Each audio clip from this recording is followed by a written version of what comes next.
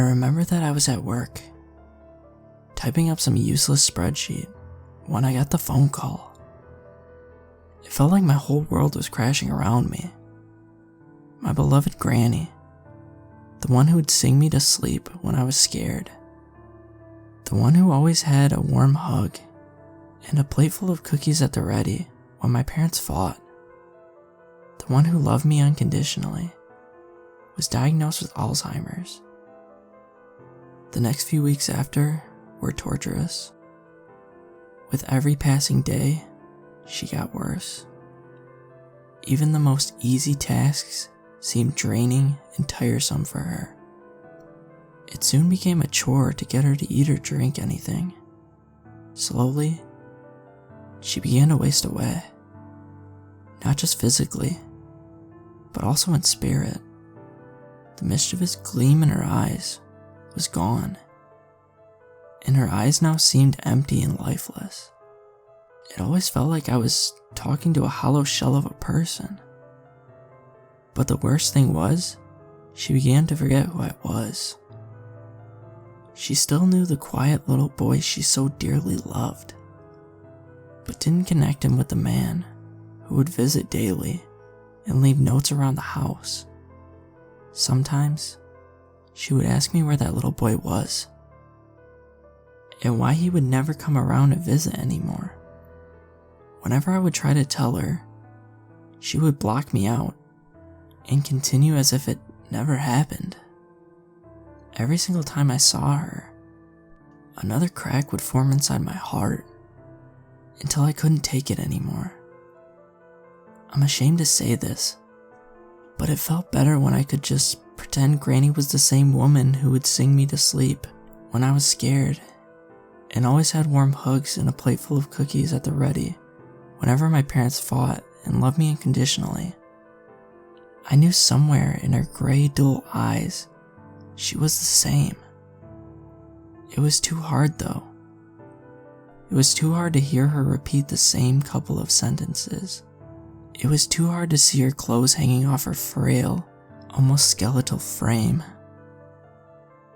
It was too hard knowing it was irreversible and would only get worse. So I hired a nurse, Beth, to look after her full time.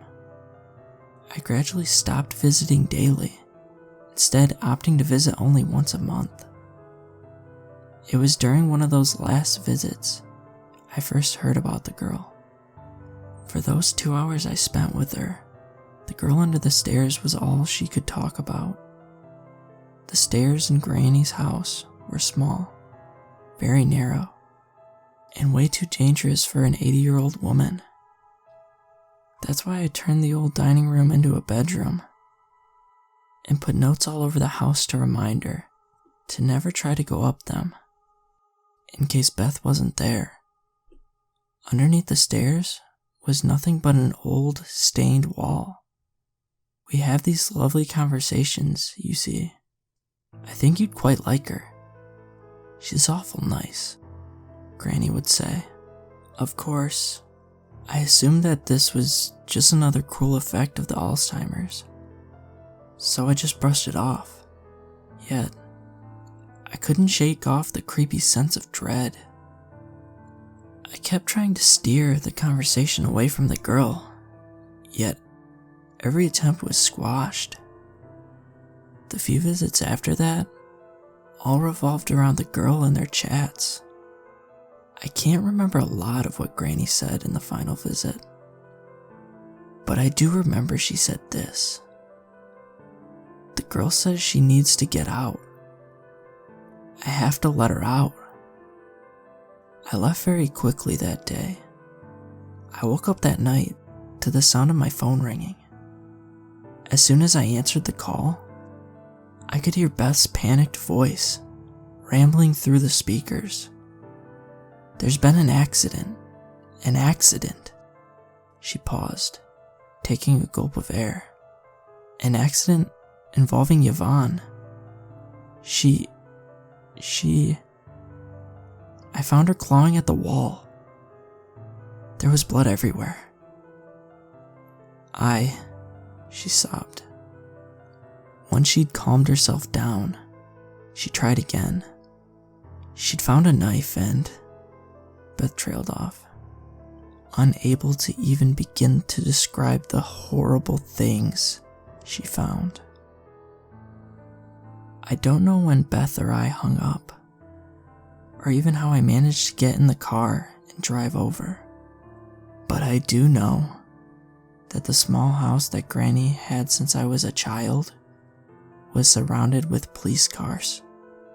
I do know that for years they were still puzzling over what happened to Granny. I do know that Beth witnessed Granny tearing her own heart out after leaving a little message on the wall underneath the stairs in blood. I do know that message said, "I'm coming for you next." I do know that that message was meant for me. And I do know that I should never have killed little Mary Sue and stashed her under the stairs.